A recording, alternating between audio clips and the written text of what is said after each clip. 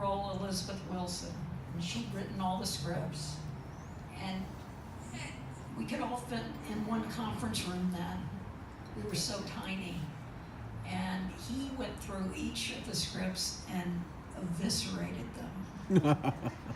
And he said, no, this is not how I speak. We need to do this. So from then on, that afternoon, I was called in, sounds like the Mary Astor meeting.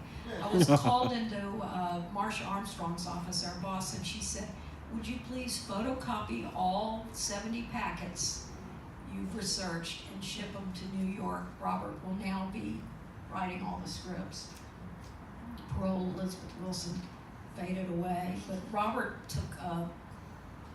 he was very hands-on, whether in scripts, programming, Star of the Month, all that, very hands-on.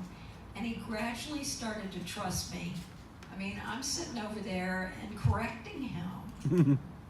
I would do the research, hand that in to the writers. The writers write their scripts. Then Robert would, quote, tweak them, which normally meant he'd cross most of it out and add in. Paulette Goddard once told me this, or Betty said about the letter this. You know, he made it more conversational. All right, so then he'd fly in once a month. We wore this man out. He flew in once a month for 17 years, 18 years, except during 9/11, he would take the train down. Either he was working on scripts, going to film festivals, speaking in New York or around the country, helping writing scripts, and then coming in, and we would film 5 days at one time, all in that studio, freezing cold. So,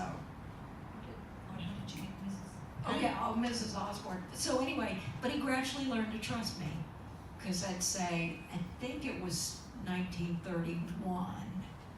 Now he had a style where he'd say she won the Oscar in 1945, and I said no, she won it in 46 for the year 45. So that was a big deal. We got over that. Anyway, the first film festival, that was 2010, I was designated, because I was good with talent. I had been in charge of the TCM archival project, and that's what you see in between all the movies, the word of mouths, all those wonderful interviews. They gave that to me in 97, and it was like having candy. They'd say, where do you want to go? Who do you want to shoot? And so I'd go to New York, get 15 people, or go to LA and get 15 people. It was fabulous. And I opened it up between actors, I got writers, I got costume designers, I love the blacklisted writers, love them. Anyway, at the first film festival, they asked me to come out because they had lured Louise Reiner out of her hotel suite. And she had broken her hearing aid. So they asked me to go up, and I thought, well, being a nice Southern girl, I'm going to take her flowers. She loved that. She was very dramatic. Do you remember Louise Reiner? Yes.